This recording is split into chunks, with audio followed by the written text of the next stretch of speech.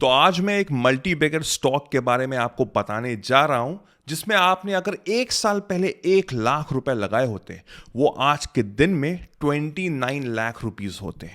ये कंपनी 1 साल में 2800% का रिटर्न दिया है। तो हमको समझते हैं, हम एनालाइज करते हैं इस कंपनी के बारे में, क्या हमको इसमें इन्वेस्ट करना चाहिए, क्या ये कंपनी रिस्की है कि नहीं है, हर चीज़ हम समझते हैं। ये एक फंडामेंटली स्ट्रांग कंपनी है कि नहीं है। इस वीडियो को एक एजुकेशनल पर्पज से लीजिएगा, सो दैट हमारी understanding regarding shares and stocks पे अच्छी हो जाए। तो hey guys, welcome back to financial freedom. मेरा नाम वैभव निगम है and I wish and I hope कि आप जल्दी से फाइनेंशियली फ्री हो जाएं, अपनी लाइफ अपने टर्म्स में जिए, बिकॉज यू डिजर्व इट। अगर आप नए चैनल पे जल्दी सब्सक्राइब कर दीजिए, do hit like and hit the bell icon, so that जैसे ही मैं एक नया वीडियो डालूं आपको सबसे पहले नोटिफाई हो। तो चलिए without wasting any second screen पे चल अंडरस्टैंड करते हैं इस कंपनी के बारे में। तो हम प्राइस चार्ट देख ही सकते हैं, रिटर्न्स दिख रहे हैं 1 साल में 2763 रुपए के। जैसे कि मैंने पहले कहा, आपने 1 साल पहले 1 लाख रुपए लगाए होते, वो इस समय 29 लाख रुपए होते। ये एक एडवर्टाइजमेंट कंपनी है जिसका मार्केट कैप है 18,500 करोड़ रुपए और इसकी रैंक है 250th। अब प्रॉब्लम ये होती है कि जो बिगनर्स होते हैं उनको ये चीज़ बड़ी अट्रैक्टिव लगती है और उनको लगता है कि यार इसमें तो पैसा लगा देना चाहिए, बिकॉज पैसा तो आप देख ही रहे हैं 2700% 2800% हो गया 1 साल में। बट क्या हम फाउंडेशन समझ रहे हैं, क्या हम फंडामेंटल समझ रहे हैं, क्या हम बैकबोन समझ रहे हैं इस कंपनी की? नहीं, वो हमसे सबसे बड़ी गलती हो रही है, जो मैं आपको अभी समझाता हूं। हम समझते हैं each and every fundamental details regarding this company और फिर हम डिसाइड करेंगे कि हमको इसमें पैसा लगाना चाहिए कि नहीं लगाना चाहिए। तो चलिए फंडामेंटल समझते हैं। तो हम आ गए हैं कंपनी की बैलेंस शीट में। तो हम बैलेंस शीट में सबसे पहले क्या चीज देखते हैं? हम देखते हैं total reserves and surplus. Company के पास कितना पैसा है? 2017 में 419 करोड़ था, जो इंक्रीज हुआ 487, फिर 487, 485, 514। तो 5 साल में हम देख सकते हैं कि ठीक ठाक इंक्रीज हुआ है, बहुत खास तो नहीं है बट ओवरऑल एवरेज है। उसके बाद हमको देखना होता है कि क्या कंपनी के पास कोई कर्जे हैं कि नहीं। उसके लिए हम क्या समझते हैं? Long term borrowing and short term borrowing. Long term borrowing सबसे ज्यादा जरूरी है। वे हम समझते हैं कि पहला था 85, सेम 85, देन 91, 99, 96। तो यस, कंपनी के पास डेब्ट्स हैं, लॉन्ग टर्म बोरिंग है। विच इज अगेन, अगर हमको मार्क्स देने होते हैं 10 on 10 बैलेंस शीट में, तो लॉन्ग टर्म बोरिंग नहीं होनी चाहिए, बट इस कंपनी की है। शॉर्ट टर्म बोरिंग भी समझ लेते हैं, छोटे मोटे कर्जे जो कंपनी लेती रहती है। पहले 68 था, 68, 67, 36, अब 0। तो शॉर्ट टर्म बोरिंग कंपनी ने बिल्कुल खत्म कर दी है, बट लॉन्ग टर्म बोरिंग है। अब समझते हैं कि कंपनी के पास पैसा कितना है भाई। कैश एंड कैश इक्विवेलेंट कितना है?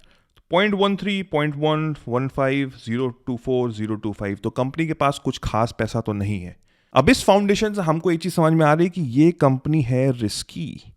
जी हाँ, जैसे मैंने पहले कहा कि हम मेन पिक्चर देख लेते हैं कि 2800% का रिटर्न, बट फाउंडेशन देख के हमको समझ में आ रहा है कि कंपनी के पास कर्जे हैं, कंपनी के पास पैसा उतना कोई खास नहीं। दैट मीन्स कंपनी थोड़ी सी रिस्की है। चलिए और चीजें समझते हैं to analyse each and everything. अब हम आ गए कंपनी के क्वार्टरली रिजल्ट्स में। तो हम पहले समझते हैं सेल्स कंपनी की आती है, लास्ट के कुछ ईयर्स हम समझ लेते हैं। दिसंबर 2020 में 879, फिर डिप हुआ 699, अगेन डिप हुआ 654 एंड नाउ इट इज 1104। तो माइनस माइनस प्लस।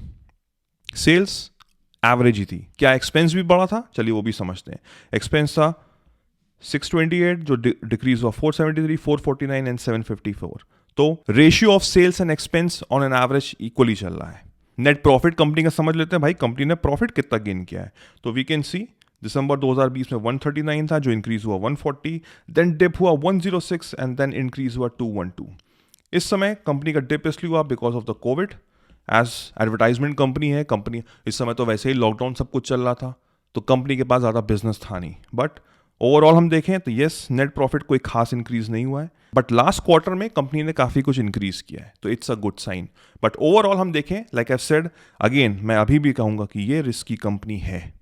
तो चलिए हम प्रॉफिट एंड लॉस का समझते हैं। कंपनी का ऑल फिगर्स जैसे मैंने बताया सारा करोड़ में है। सेल समझ लेते हैं, 2692 इंक्रीज हुआ 2854, देन इंक्रीज हुआ 3336। एक्सपेंस 1904, 1990, 2305। Net profit 440, 483, 596। तो ओवरऑल अगर हम देखें प्रॉफिट एंड लॉस के रेशियो में, तो हाँ ठीक है, कंपनी धीमे धीमे इंक्रीज कर रही है। अब जैसे कि चीज़ें नॉर्मल हो रही हैं, तो एज पर कंपनी का प्रॉफिट, कंपनी का सेल्स, वो सब भी इंक्रीज हो रहा है, तो it's a good sign. But क्या हमको इस कंपनी में लगाना चाहिए? ये सवाल अभी भी हम समझ रहे हैं। तो अंडरस्टैंड करते हैं, ईपीएस देखते हैं, अर्निंग पर शेयर कितना है 7.39, जो इंक्रीज हुआ 7.61, देन इंक्रीज हुआ 8.09। तो ठीक है, वो एक एवरेज है, ठीक ठाक है। Last but not the least एक चीज हमको और अच्छे से समझनी है, the share holding pattern of the company.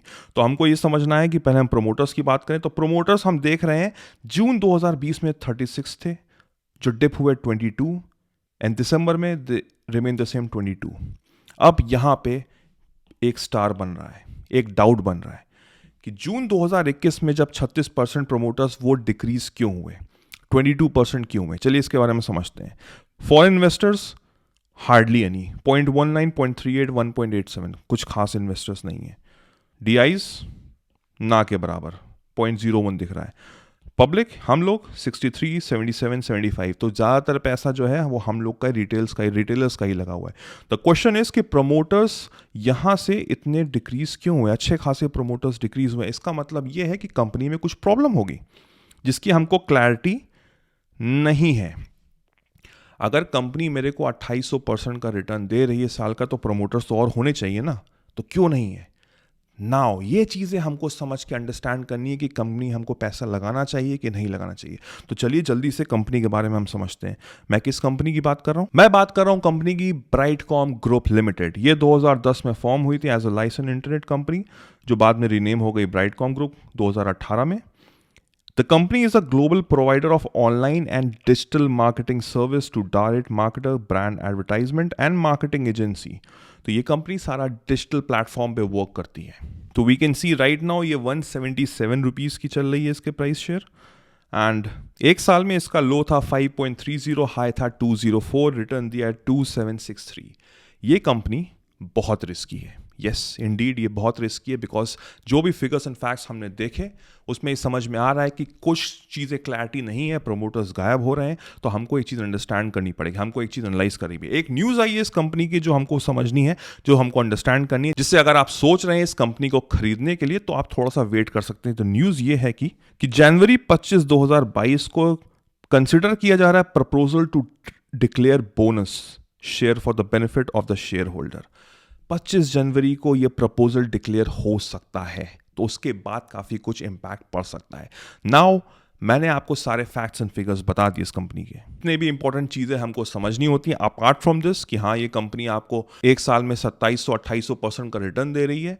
मैंने काफ़ी कुछ टेक्निकलिटी आपको समझा दी। Now it's totally your decision, it's totally your decision to understand कि क्या आप इसको बाय करना चाहते हैं, आप वो रिस्क फैक्टर अप्लाई करना चाहते हैं। रिस्क सबको लेना चाहिए, बट कैलकुलेटेड रिस्क लेना बहुत ज़रूरी है। तो आई होप काफ़ी कुछ आपको समझ में आया होगा इस कंपनी के बारे में। आई होप उसी के अकॉर्डिंग आप डिसीजन लेंगे। मुझे कमेंट सेक्शन में ज़रूर बताइएगा आपका डिसीजन क्या होगा।